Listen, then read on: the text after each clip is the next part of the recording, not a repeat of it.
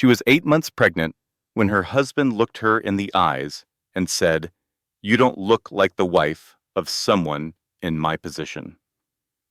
3 days later, he changed the locks. He emptied their bank account, and he moved her own stepsister into their bed. But here is what Marcus Bennett did not know. The woman he threw away like she was nothing was secretly sitting on a $14 million inheritance. The buildings his company leased, the office where he sat in his fancy suit pretending to be powerful, all of it belonged to the woman he called not enough. She did not scream. She did not beg. She did something far more dangerous. She waited. She planned. And then she took everything back. This is the story of Clara Bennett, a woman who was broken 3 times and came back stronger every single time. But what happened at the very end, the final letter from her dead grandmother, nobody saw that coming. Not even Clara. Stay until the end. You will not regret it. Here is the truth this story teaches us. Your value is never determined by someone who lacks the ability to see it. The people who leave you during your hardest chapter do not deserve a seat in your greatest one. Real wealth is not money, status, or appearance. It is loyalty, character, and the courage to rebuild when everything falls apart. If this story touched your heart, do me a small favor. Hit that subscribe button so you never miss a story like this. Leave a comment and tell me, what moment hit you the hardest? Share this video with someone who needs to hear it today. And if you are going through something difficult right now, let this story remind you. Your worst chapter is not your final chapter. Thank you for being here. Thank you for listening until the very end. That means more than you know. The first thing you need to understand is that this story does not begin with power. It begins with a pregnant woman standing barefoot in a hospital parking lot at 2 in the morning. Her name was Clara Bennett. She was 8 months pregnant. Her hospital gown was thin against the February air, and her lip was bleeding where she had bitten it too hard, trying not to cry. Her phone lay shattered on the asphalt beside her left foot.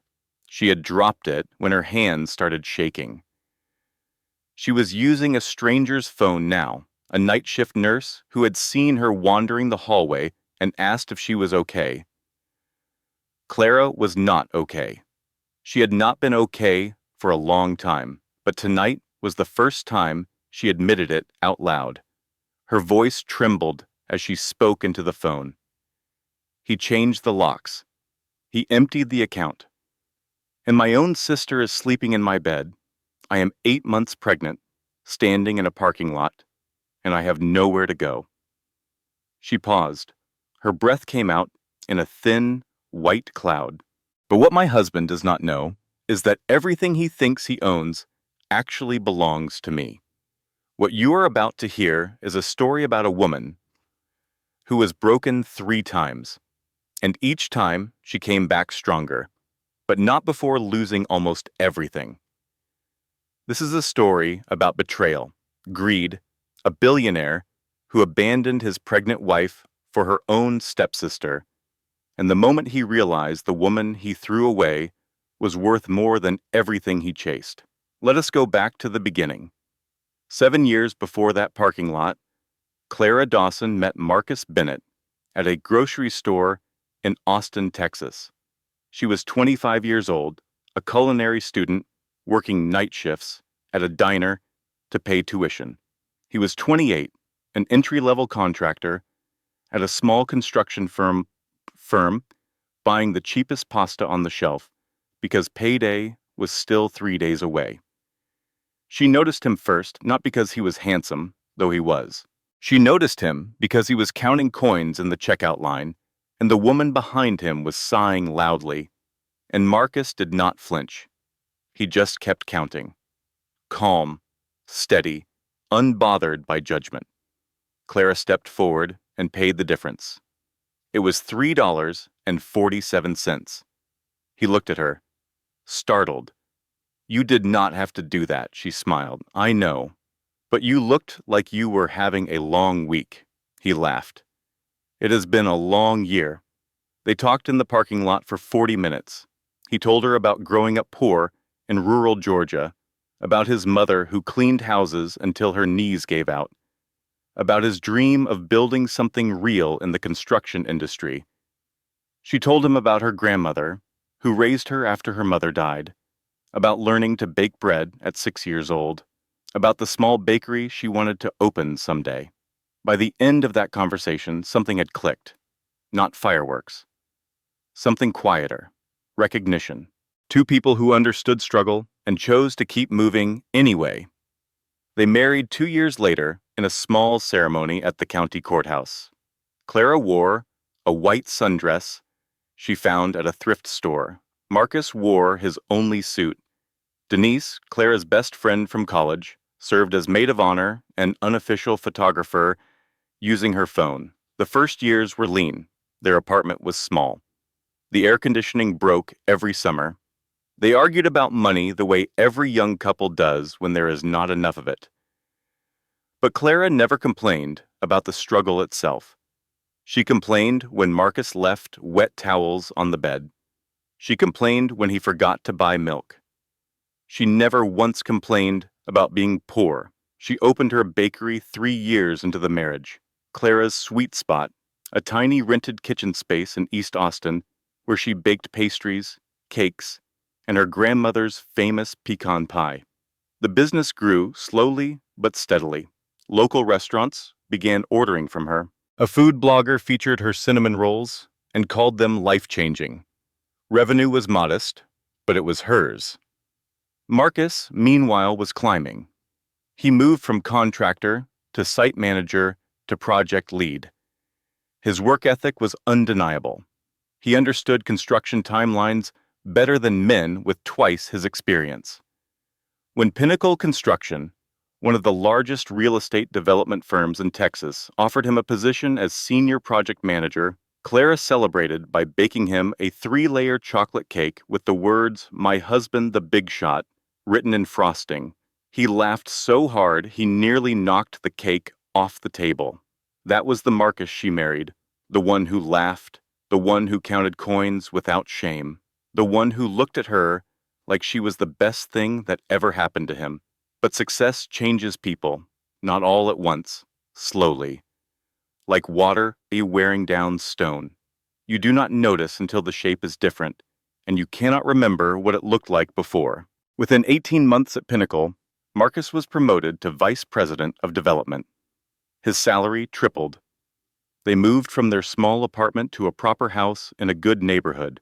New furniture, new car, new wardrobe. Marcus began wearing tailored suits, Italian shoes, watches that cost more than their old monthly rent. Clara was happy for him, genuinely happy. She did not need luxury, but she understood that Marcus had grown up with nothing, and having things meant something to him that it did not mean to her. What she did not understand, not yet, was that Marcus was not just acquiring things. He was acquiring a new identity, and in that new identity, there was less and less room for the woman who had paid $3.47 for his pasta. Here is something every woman should know. When you are the one holding things together, pay attention to whether your partner notices. Not because you need applause, but because someone who never notices your sacrifice will never value your presence. Clara held everything together. She just never checked to see if Marcus was watching. She was now 8 months pregnant with their first child. The nursery was painted soft yellow. Tiny shoes lined the shelf. A crib sat in the corner that she had assembled herself because Marcus was always at the office, or at a dinner, or at an event. She placed her hand on her belly every night and whispered, "You are going to be so loved." She meant it. She just did not know that the hardest test of that love was already approaching. The invitation arrived on a Tuesday. Thick cardstock, gold lettering, embossed edges, pinnacle construction, annual executive gala, black tie required. Marcus placed it on the kitchen counter like it was a trophy. "This is the event," he said. "Every executive in the company will be there. Board members, investors. This is where careers are made. Cheers are." Clara picked up the card and smiled. "Then we better look sharp." She spent 3 days searching for the right dress. She found a beautiful emerald green maternity gown that flowed elegantly over her belly.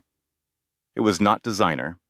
It was not expensive, but when she tried it on and looked in the mirror, she felt beautiful. Marcus came home that evening, and she showed him, turning slowly in the bedroom. "What do you think?" He paused 1 second too long. "It is fine." "Fine." The word landed like a crack in glass. "Just fine?" she asked, her smile dimming slightly. "Maybe we could find something that slims things down a little," he said, not meeting her eyes. She looked at herself in the mirror again, the same body that was growing his child, the same curves she had always carried. She said nothing, but something small broke inside her that evening, something she could not name yet.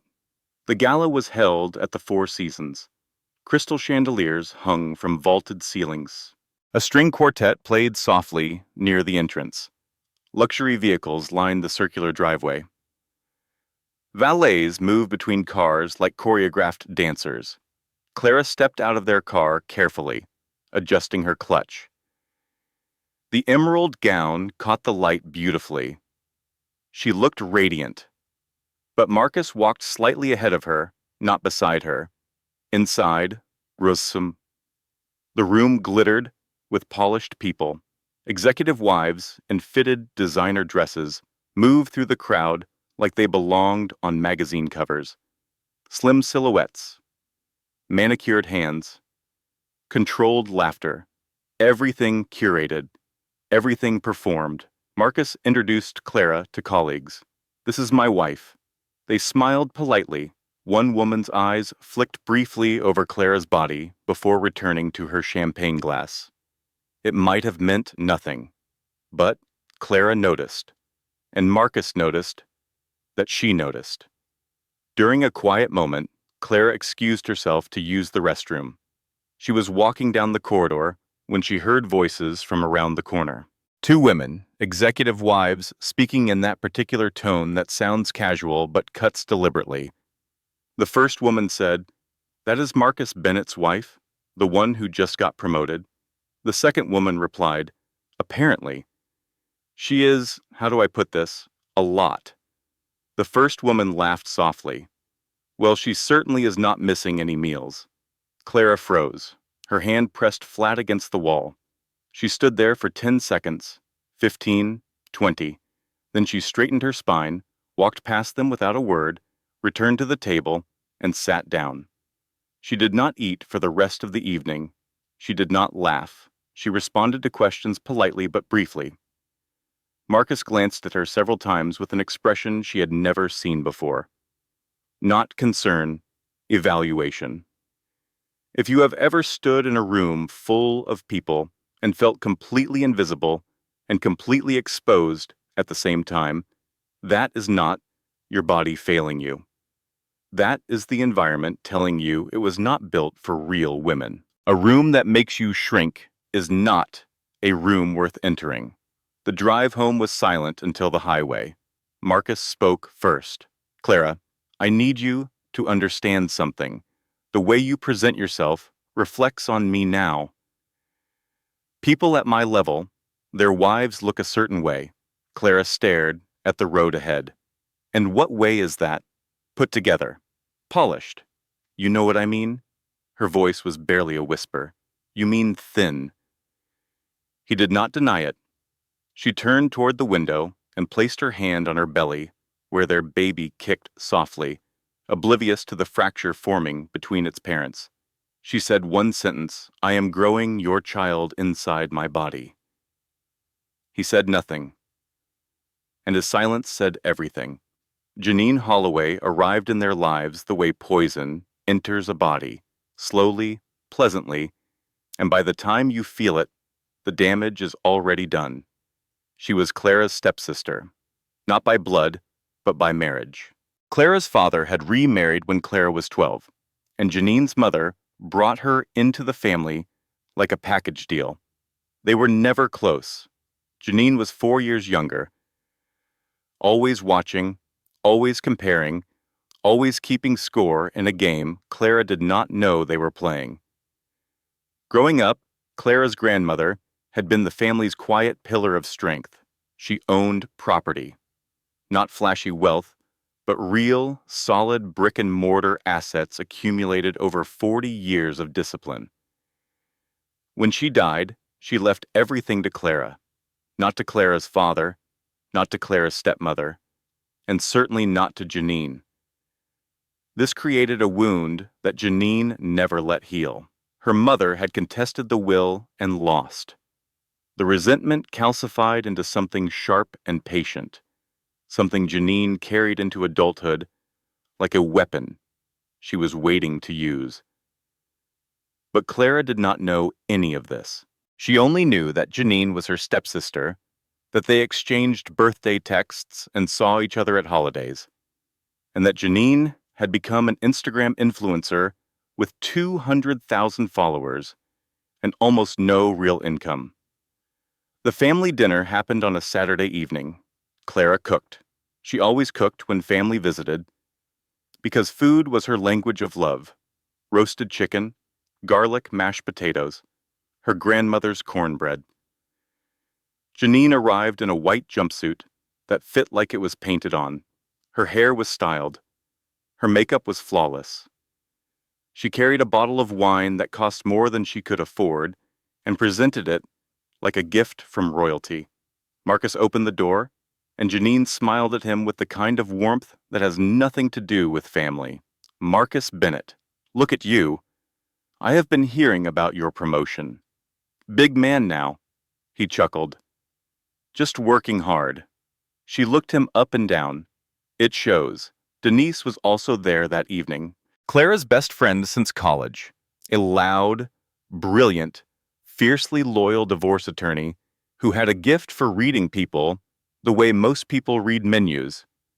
Denise watched Janine lean into Marcus during conversation, touching his arm, laughing at every joke, angling her body toward him like a compass pointing north. She leaned toward Clara and whispered, "If your sister touches your husband's arm one more time, I am going to accidentally spill this entire pot of chili on her white jumpsuit." Clara smiled weakly. "She is just friendly." Denise stared at her. "Girl, friendly is waving from across the street. That woman is conducting a job interview." Clara dismissed it. She wanted to believe the best. She always wanted to believe the best. That was her strength and her blind spot. Over the next 2 weeks, the texts started. Clara did not snoop. She did not check Marcus's phone. She simply saw it one night when he left it face up on the kitchen counter while he showered. A notification from Janine. A selfie with the message, trying a new look. "What do you think?" Clara's stomach tightened. She picked up the phone and scrolled. Not deep. She did not need to go deep. The conversation was short but intimate. Heart emojis from Marcus. Late-night exchanges Clara was never told about. Nothing explicitly sexual, but the emotional boundary had already been crossed. When Marcus came out of the shower, Clara was sitting on the bed, holding his phone. "What is this?" she asked quietly. He froze. Then his face hardened. "It is nothing. It does not look like nothing. She is your sister. She is an adult. We are just talking. She is my stepsister, and she does not talk to you like a brother." He grabbed the phone from her hand. "You are invading my privacy." "Privacy?" Clara repeated. The word tasted wrong in her mouth. "Stop being dramatic," Marcus said. Dramatic, as if betrayal were theater. 2 days later, Clara tried to talk to him again. She sat at the kitchen table with a cup of tea she had not touched and asked him to sit down. "Marcus, I need you to be honest with me. Is something happening with Janine? His response was not a denial. It was worse. You have let yourself go, Clara. Look at you.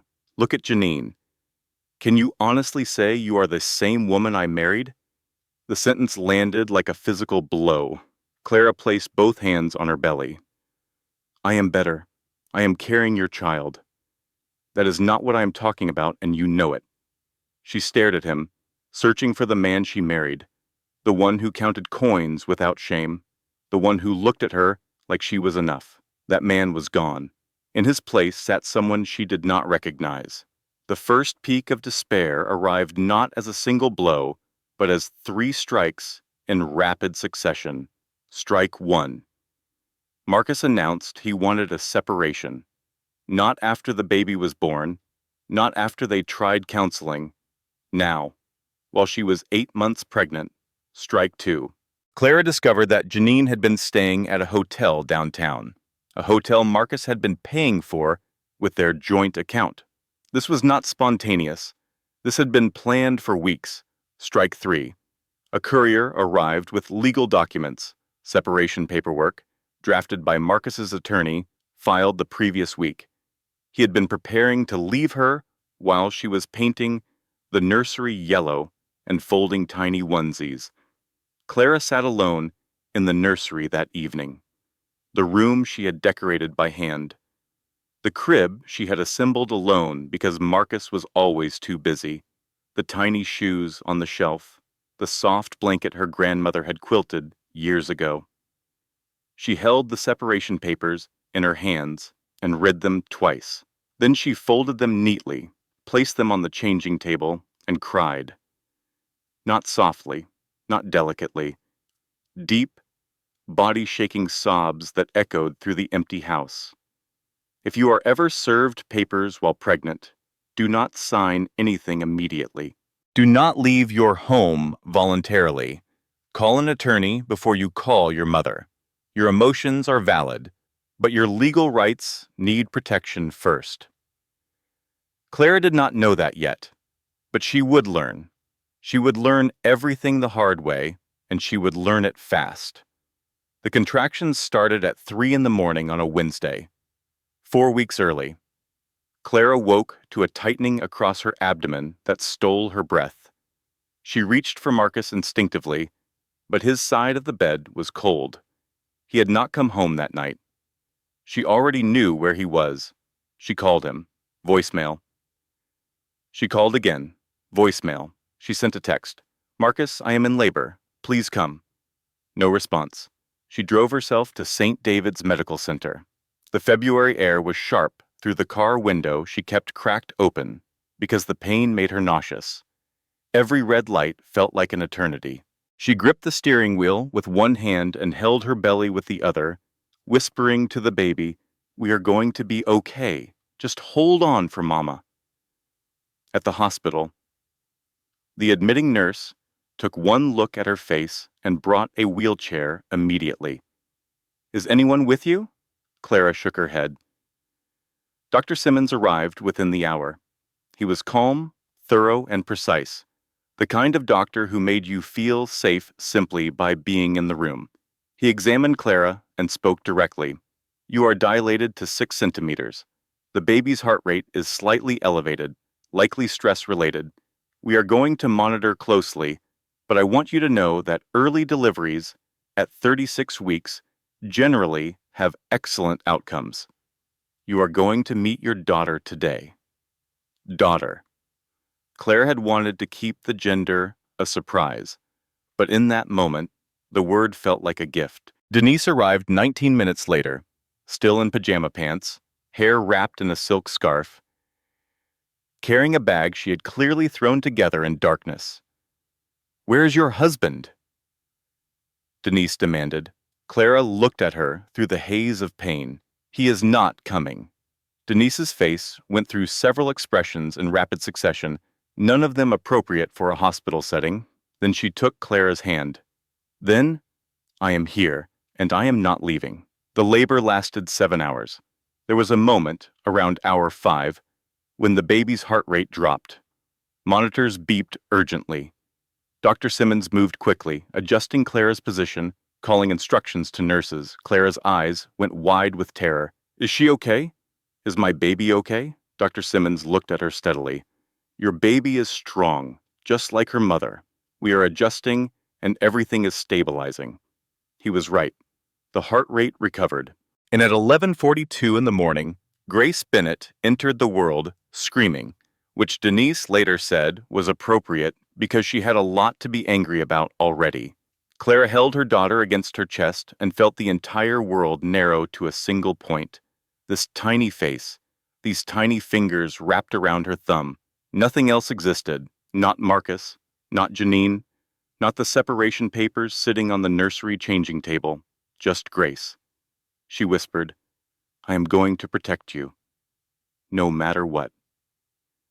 2 days later, while Clara was still recovering in the hospital, she received a phone call from an attorney named Robert Mitchell. Mrs. Bennett, I represent the estate of your late grandmother, Dorothy Dawson. I am pleased to inform you that probate has concluded. The 3 commercial properties in downtown Austin have been officially transferred to your name. Clara sat up slowly. Say that again. The properties are yours, Mrs. Bennett. The portfolio's current market value is approximately $14.2 million. She did not speak for nearly 30 seconds. The number was incomprehensible. She had known about the inheritance in the abstract, known it was in probate, known it existed somewhere in the legal system. But hearing it confirmed while sitting in a hospital bed, holding her newborn daughter, made it feel surreal. She had not told Marcus. She had never told Marcus. Her grandmother's attorney had advised discretion during probate, and Clara had simply never found the right moment. Now she was grateful for that silence in a way she could not have predicted. She thought, I have my baby. I have my inheritance. I do not need him. I am going to be okay. That thought lasted exactly 4 hours. At 6:15 that evening, Marcus walked into her hospital room. He was wearing a suit she did not recognize. His cologne was different. He did not look at the baby. Behind him was a man in a gray jacket holding a manila envelope. Clara felt her chest tighten. Marcus, what is this? He did not answer. The man in gray stepped forward. Mrs. Bennett, you are being served with a petition for full custody of the minor child Grace Bennett, filed by Marcus Allen Bennett. Clara's hands began shaking. Marcus spoke without looking at her. My attorney believes the child would be better served in a stable environment. Stable? Clara's voice cracked. I just gave birth. I am her mother. The filing also states that Mrs. Bennett demonstrates emotional instability and is financially incapable of providing a suitable home, the process server said flatly. Clara looked at the document. Listed as a character witness for Marcus was Janine Holloway, her own stepsister, testifying that Clara was unfit to raise her own child. But Marcus was not finished. He had also frozen their joint bank account. Clara's bakery operating account was linked to it through an automatic transfer.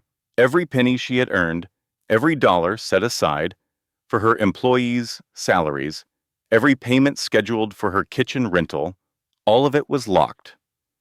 Marcus turned and walked out of the room without once looking at his daughter.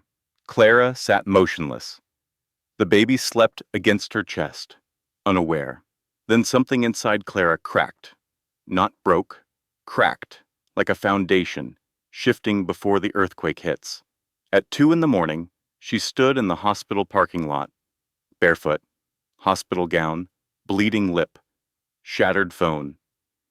She was using a stranger's phone to call the only person she trusted completely.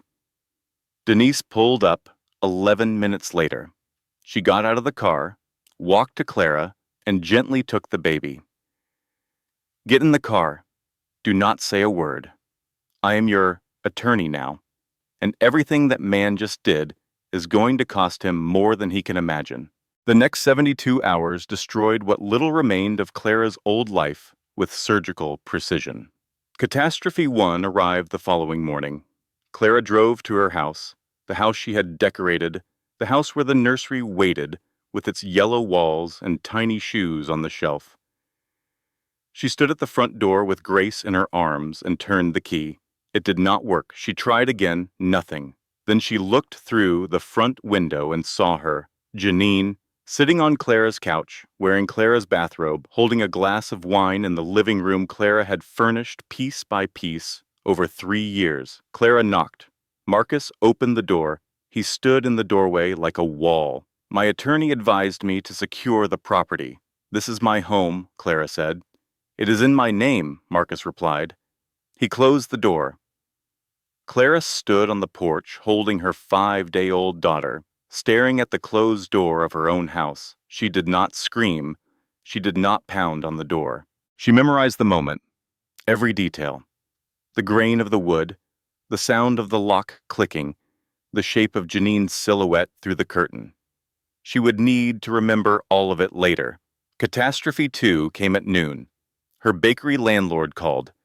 The automatic rent payment had bounced because the account was frozen. He was sympathetic, but firm. She had 72 hours to pay or the lease would be terminated. Clara's bakery employed 3 women. She had hired each of them, specifically, because they were single mothers rebuilding their lives. Tamra, who had left an abusive marriage. Keisha, who was putting herself through community college. Darlene, who had just gotten custody of her grandchildren. If Clara lost the bakery, these women lost their income. She sat in Denise's guest bedroom, staring at her phone, doing math she already knew would not work.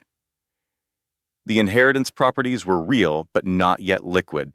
The legal transfer required additional processing that would take weeks. She had assets worth millions and could not access a single dollar. Catastrophe 3 arrived at 3 in the morning, delivered by social media. Clara was sitting in the dark, breastfeeding Grace, when her phone lit up with notifications. Someone had tagged her. She opened Instagram and felt the air leave her lungs. Janine had posted a photo from inside Clara's house. The living room, Clara's artwork on the walls, Clara's grandmother's quilt draped over the armchair. The caption read, "New beginnings. God removes people to make room for blessings. #blessed. #new chapter." The photo had over 2,000 likes. Comments flooded in. "Congratulations, girl. You deserve this. Power couple goals. Living your best life." Clara scrolled through the comments. Some people recognized the house. A few knew it was Clara's home. Nobody said anything. She closed the app, placed the phone face down, and looked at Grace, sleeping peacefully in her arms. Somewhere in this darkness, she made a decision. Not a dramatic one, not a loud one. Quiet. Final. She was not going to survive this. She was going to win. If your partner locks you out of a shared home, especially with a newborn child, that may constitute illegal lockout in most states. Document everything. Photograph the locked door. Save all communication. File a police report. The law protects you more than you think, but only if you create a paper trail. Clara started her paper trail that night. She photographed the changed locks. She screenshotted Janine's Instagram post. She saved every text message, every voicemail, every bank notification. She organized them in a folder on her phone, labeled simply Evidence. Denise watched her work from the doorway.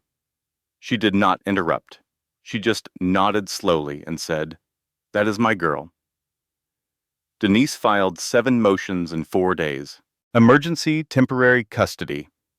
Account unfreezing order. Illegal lockout complaint. Restraining order petition. Discovery requests. Financial disclosure demands. And a formal response to Marcus's custody filing that, in legal terms, dismantled every claim he made. The family court judge granted temporary primary custody to Clara within the week. Marcus was ordered to unfreeze the joint account immediately.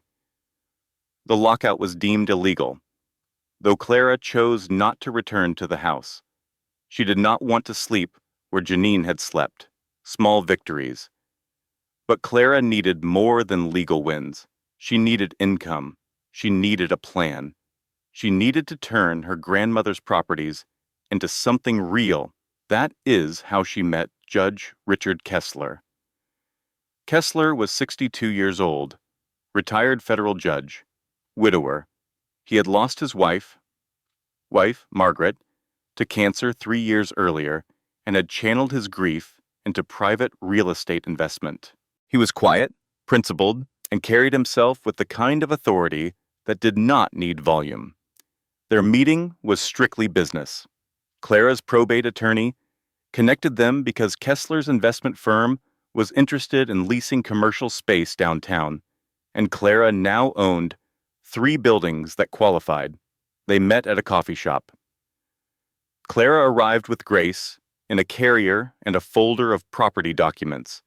She was running on 4 hours of sleep. Her hair was pulled back simply. She wore no makeup.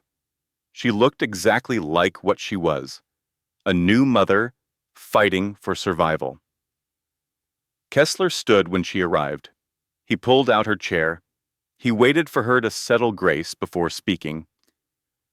Small gestures that felt enormous after months of being treated like an inconvenience. "You inherited these properties?" he asked, reviewing the documents. "My grandmother built this portfolio over 40 years.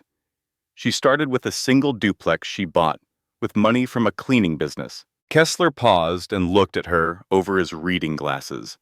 "That is remarkable. She was a remarkable woman. And your husband does not know about this?" Clara hesitated. "Number. And for the first time, I am grateful for that." Kessler studied her for a moment, not evaluating, understanding. He had spent 30 years reading people from the bench. He could see strength even when it was exhausted. They toured the properties the following week. At the largest building, a 3-story commercial space on Congress Avenue, the building manager blocked their path. "Ma'am, this is a restricted area." Clara straightened. "I own this building." The building manager looked her up and down with the particular skepticism reserved for women who do not look like what people expect wealth to look like. "You?" he said. Kessler stepped forward with quiet authority. "The lady said she owns the building. I would start adjusting your tone." The building manager's face rearranged itself quickly. Clara suppressed a smile. It was the first time in months something had felt close to normal. Things began moving. Denise won motion after motion in court. Clara's bakery reopened with emergency funds from the unfrozen account. Her 3 employees returned. The inheritance properties began generating rental income through existing tenants. Clara moved into a furnished apartment near downtown using her first month's revenue. She stood in the empty living room the first night, Grace sleeping in the portable crib beside her. The apartment was modest, clean, quiet, hers. She thought, "I am going to be okay." That thought, once again, was premature. Tony Reeves was Marcus's best friend and the chief financial officer at Pinnacle Construction. He had been at their wedding. He had been at the baby shower Clara organized for herself because Marcus was too busy. She had trusted him the way you trust the people your husband brings into your life. She should not have. Tony had been feeding information to Janine for months. Phone records, financial details, legal strategies he overheard Marcus discussing. And Janine, who had been searching for leverage since the divorce began, had finally found it. She discovered that Clara owned the inherited properties. Within 48 hours, Marcus's attorney filed an aggressive counter-motion. The claim was bold and devastating. The properties, Marcus argued, were marital assets. They were acquired during the marriage. Therefore, they were subject to division. Clara received the filing at the bakery. She was in the back kitchen, flour on her hands, Grace's baby monitor on the counter beside a tray of cooling cinnamon rolls. She read the document twice. "He wants my grandmother's buildings," she said aloud to the empty kitchen. She sat on the floor, back against the wall, flour dusting her apron. The monitor crackled softly with Grace's breathing. "He wants everything," she whispered. "He wants to take everything." Denise was furious. Not the dramatic kind, the dangerous kind. The kind where her voice gets quieter and her sentences get shorter. She sat across from Clara at her law office. The filing spread between them. Under Texas law, inherited property is separate property. He has no claim. Clara exhaled. "So we are safe?" Denise held up a hand. "His attorney is arguing commingling. If you used any marital funds to maintain those properties, pay taxes, cover insurance, anything, they will argue the assets became shared." Clara's stomach dropped. "I paid property taxes with our joint account. Just once?" The probate attorney told me it was fine. Denise closed her eyes briefly. "That is what they are going to target. Can they win?" Denise looked at her directly. "They should not. But courts are unpredictable, and Marcus has hired Graham and Associates. They are expensive, aggressive, and very good at making noise. What do? We make louder noise," Denise said. "And we find everything they are hiding. Because people who fight this dirty always have something to hide." She was right. Discovery in divorce proceedings is a process where both sides are required to disclose financial information. Denise hired a forensic accountant, a meticulous woman named Catherine Webb, who could trace money the way a bloodhound traces scent. Within 2 weeks, Catherine found it. She presented her findings to Clara and Denise in a conference room stacked with printed spreadsheets. "Your husband has been siphoning funds from Pinnacle Construction," Catherine said calmly. "The transfers are disguised as miscellaneous project expenses, but they route to personal accounts. The total over 14 months is approximately $480,000. Clara stared at the numbers. "He has been stealing from his own company?" Catherine nodded. "Dubai hotel suites, designer purchases, a leased Porsche, all traceable." Denise leaned back in her chair. "Your husband is not just a cheater. He is a thief."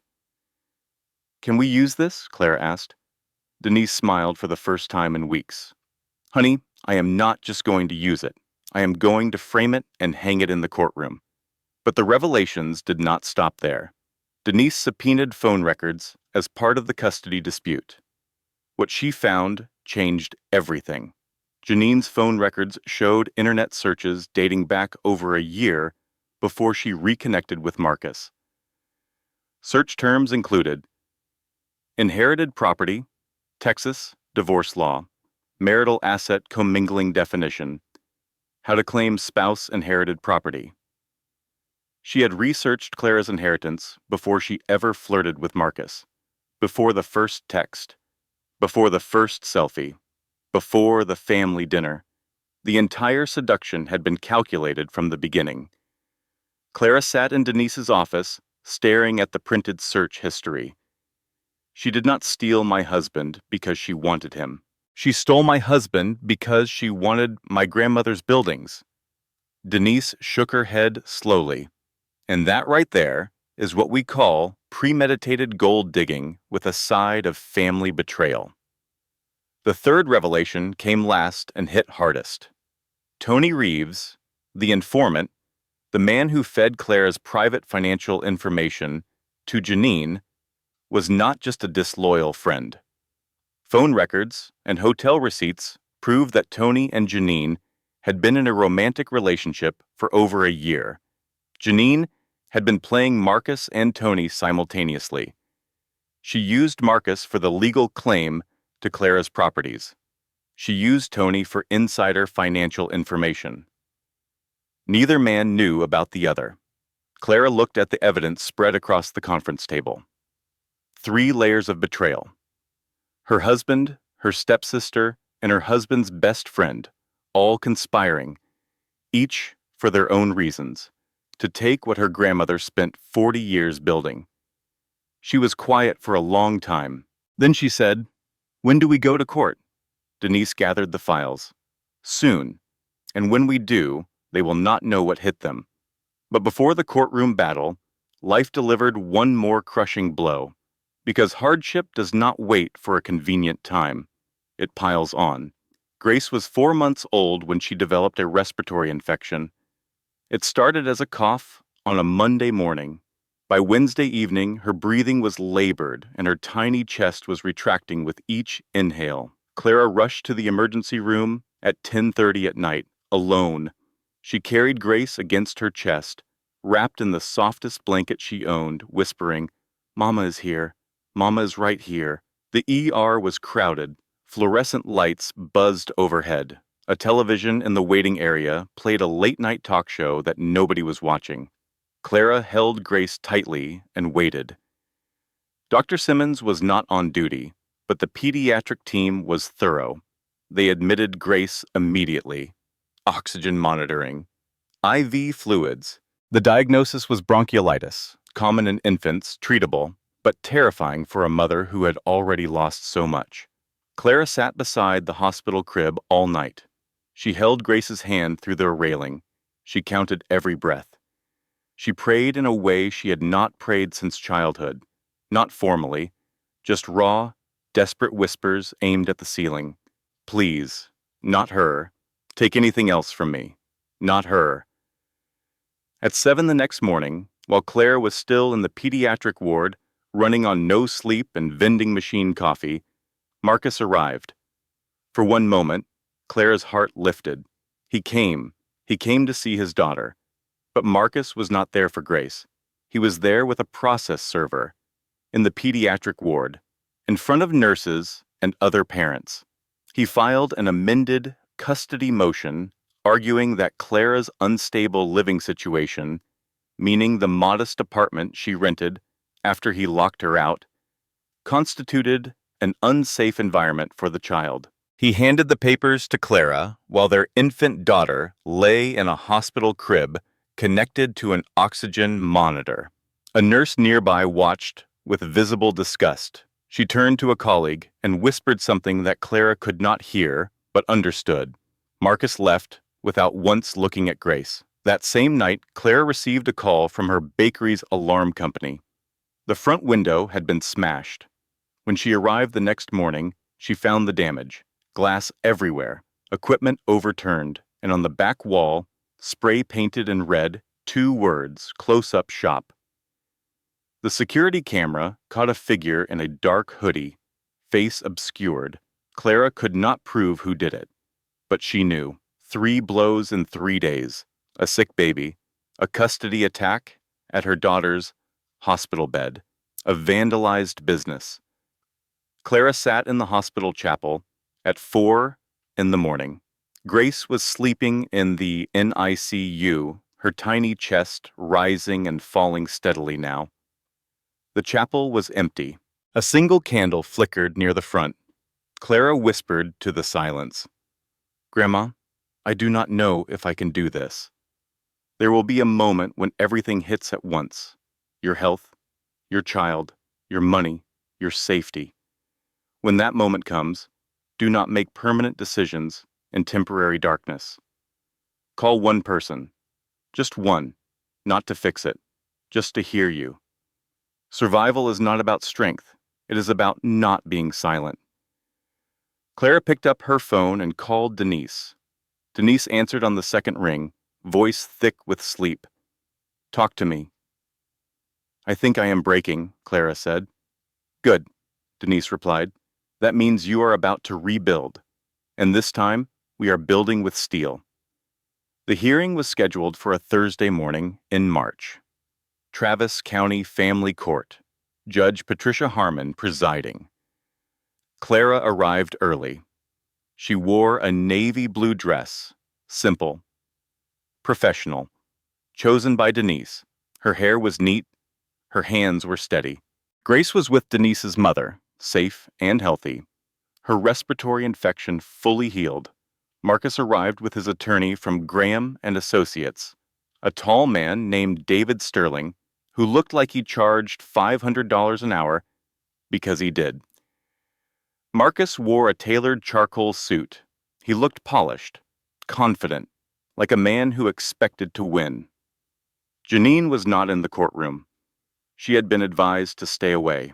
Judge Harmon opened proceedings with brisk efficiency. She reviewed the custody dispute, the property claims, and the financial disclosures submitted by both parties. Sterling spoke first. He painted Marcus as a dedicated professional, a rising executive, a man of means who could provide a stable, affluent home for his daughter. He described Clara as emotionally volatile, financially dependent, and living in a substandard apartment. Denise listened without interrupting. She took notes. She waited. When it was her turn, Denise stood slowly. She buttoned her blazer. She placed a flash drive on the evidence table. "Your Honor," she began, "opposing counsel has described my client as financially incapable and emotionally unstable.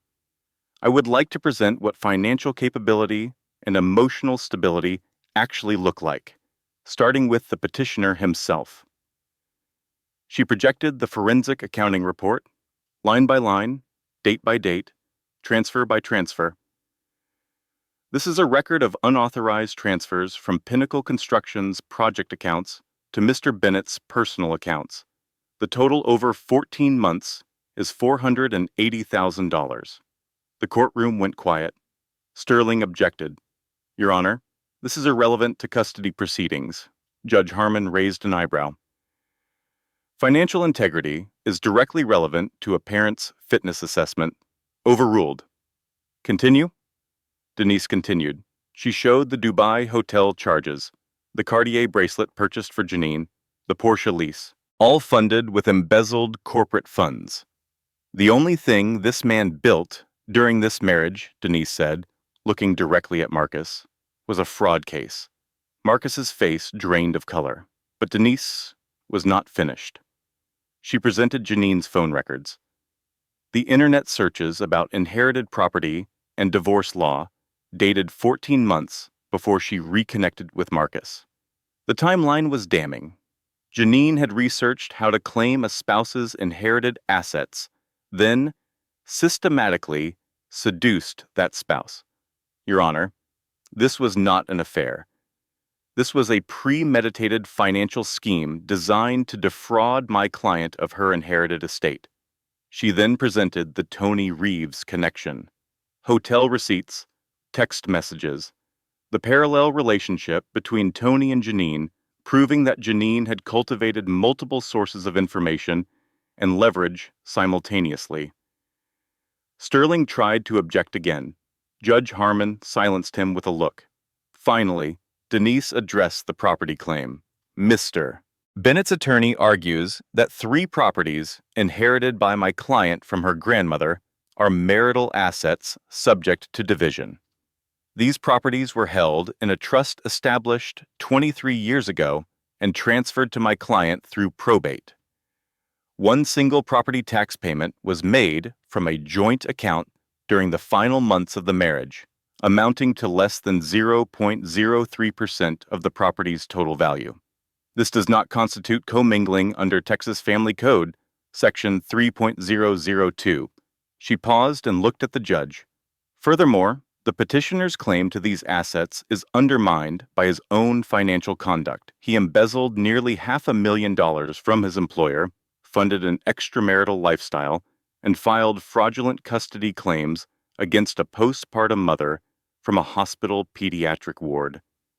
This court should not reward that behavior.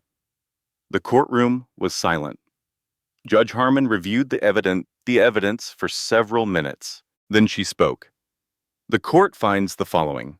The properties inherited by Clara Bennett from the estate of Dorothy Dawson are confirmed as separate property.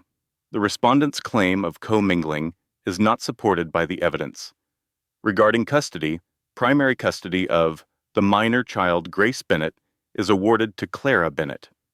The petitioner's custody filing is denied. The petitioner's financial records will be referred to the district attorney's office for independent review. Clara did not move. She did not cheer. She sat perfectly still and felt something she had not felt in months. Peace. Marcus sat rigid in his chair. Sterling whispered urgently in his ear. But there was nothing left to say.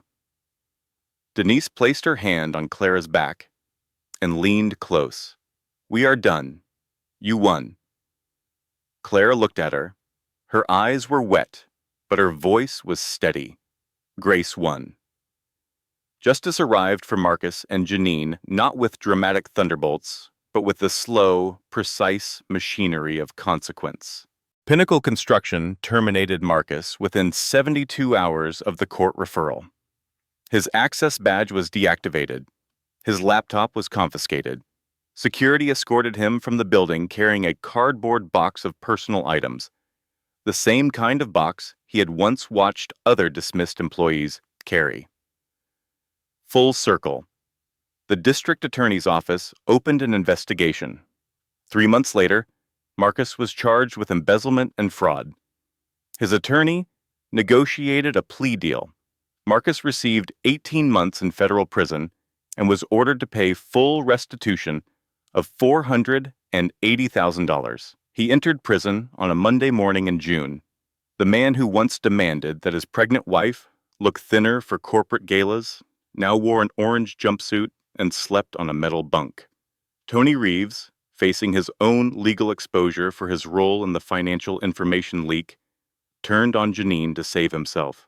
He provided text messages, emails, and recorded phone calls that documented Janine's entire scheme: the internet research, the calculated seduction, the property claim strategy, all of it. A local journalist named Sarah Collins had been covering the divorce proceedings. When Tony's evidence became public, she published a long-form article titled "The Stepsister Scheme: Inside a Calculated Plan to Steal a Family's Legacy." The article went viral. Janine's Instagram following collapsed overnight. Sponsorships were pulled, brand deals evaporated, comment sections that once cheered her new beginnings now flooded with a single word: karma. Tony left her within the month. She was alone, exposed, and broke. The buildings she had schemed to steal remained exactly where they had always been, in Clara's name. Clara did not celebrate any of this. She did not post about it online. She did not give interviews. She read the article once, closed her laptop, and went back to work. Because Clara had something to build. Judge Kessler's investment funded the renovation of the largest inherited property on Congress Avenue. Over 6 months, the 3-story building was transformed into a state-of-the-art art, catering venue, and commercial kitchen. Clara designed every detail: the layout, the equipment, the flow of service. She named the company what it had always been: Clara's Sweet Spot, with a new tagline: "Excellence served with love." She hired 12 employees. Among them were women rebuilding their lives after domestic abuse, single mothers re-entering the workforce, culinary students who could not afford formal training.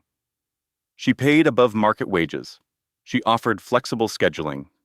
She remembered what it felt like to have nothing, and she built the kind of workplace she wished had existed when she needed it most. She also funded a small grant program for food vendors, women who sold food from carts and trucks and folding tables, women who stood in the sun, women who survived by feeding others. She never forgot the version of herself that almost lost everything, and she refused to become the kind of person who did. Her relationship with Kessler grew naturally. It did not begin with flowers or grand gestures. It began with conversations over financial statements and coffee, with discussions about property law and grief and raising children alone. He never once commented on her body. He never suggested she change. He never compared her to anyone. On their first real date, a quiet dinner, at a restaurant overlooking Lady Bird Lake, Kessler said something that stopped her mid-bite. I have spent 30 years judging people professionally. You are the most impressive person I have never had to judge. Clara laughed. That might be the most lawyer compliment I have ever received. He smiled. I'm retired. That was just a man telling a woman the truth. He proposed in his garden 6 months later. No audience. No performance. Soft evening light through the pecan trees. He took her hand and said simply, I do not need a trophy. I need a partner. Tears filled her eyes. For years she had been told she was too much, too loud, too big, too visible. Now someone wanted her exactly as she was. All of her. Yes, she whispered. The wedding was elegant, but simple. Joy without excess.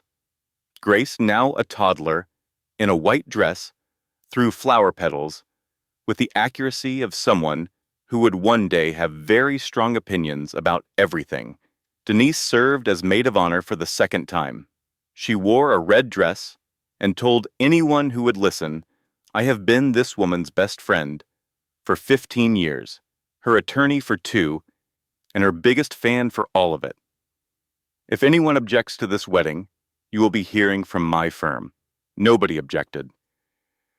1 year later, Clara hosted the grand opening gala for her new venue. 300 guests, live music, press coverage. The building that her grandmother had bought decades ago with cleaning money now shimmered under golden lights, filled with people who believed in what Clara built. Clara wore a stunning gold gown. She did not hide her curves. She inhabited them. She moved through the room greeting guests, shaking hands, laughing freely, the same laugh Marcus once told her to quiet. Now it filled the room, and nobody flinched. They smiled. Near the entrance, outside the security checkpoint, a man in a worn jacket stood hesitantly. Marcus. Released early on good behavior. Thinner, quieter, older than his years. He held a folded piece of paper in his hand, a job application. Clara saw him from across the room. Their eyes met. He looked down first. She walked toward the gate. Security stepped aside at her signal. Marcus spoke first. His voice was rough, smaller than she remembered. I did not know this was yours. It is my grandmother's, Clara said. I just finished what she started. I was wrong, he said, about everything. She studied his face, the lines around his eyes, the weight of regret visible in his posture. This was not the man who closed the door in her face. This was what remained after pride had burned away everything else. I know, she said calmly.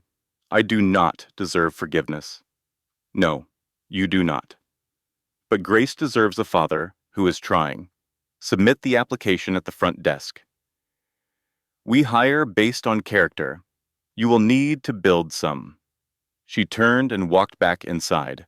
No lingering, no tears, just closure. Denise appeared at her side immediately. You just offered your ex-husband a job at your own company. You are either the most gracious woman alive or the most savage. I cannot decide. Clara smiled. Why not both? Inside, the gala continued. Music played, glasses clinked. Grace tottered between tables, being adored by every person she encountered. Kessler stood near the stage, watching Clara with the quiet admiration of a man who understood exactly what she had overcome. Are you happy? He asked when she reached him. She looked around the room, her staff, her clients, her daughter, her husband, her life. Yes, she said without hesitation. 6 months later, a certified letter arrived at Clara's office. Her grandmother's estate attorney had located one final document, a sealed envelope stored in a safety deposit box, with instructions to deliver it only after all other estate matters were resolved. Clara opened it alone in her office. The letter was written in her grandmother's careful handwriting. My dearest Clara, if you are reading this, the properties are yours. But there is one more thing I never told you. The building where your husband's company, Pinnacle Construction, has its headquarters, I own that too. I bought it 30 years ago under a trust. The lease expires next year. You will decide what to do with it. I did not raise you to be small. Love, Grandma. Clara stared at the letter for a long time. Then she started laughing. Deep, joyful, disbelieving laughter that filled the office and spilled into the hallway. She picked up the phone and called Denise. You are never going to believe this, girl. At this point, nothing surprises me. My grandmother owns Marcus's old office building. Dead silence. Then, Denise's voice, low and reverent. I am putting on my good earrings. We are celebrating tonight. Clara hung up the phone and looked at the letter one more time. She traced her grandmother's handwriting with her finger. The woman who started with a cleaning business and a single duplex. The woman who built an empire brick by brick and left it to the granddaughter she believed in most. Clara did not win because she got revenge. She won because she refused to become the kind of person who hurt her. And sometimes that is the most powerful thing a woman can do. Not fight fire with fire, but build something so bright that the fire looks dim by comparison. Outside, the Austin skyline glittered. Inside Clara's office, a photograph sat on the desk. Not a corporate portrait, not an award. A simple photo of a charcoal stove and a folding table, the first food stand she almost had to build when everything fell apart. She kept it there as a reminder, not of struggle, of starting. Because real wealth was never about money. It was about loyalty, character, and the people who stay when staying is hard. And love, real love, had been the greatest fortune all along. Full circle, not revenge, justice. This content was carefully researched, developed, and manually edited by our team to deliver meaningful stories with real-life lessons. Every character, every scene, and every twist was crafted with purpose, to entertain, to inspire, and to remind you that strength is not about never falling. It is about how you rise. Thank you for supporting original storytelling.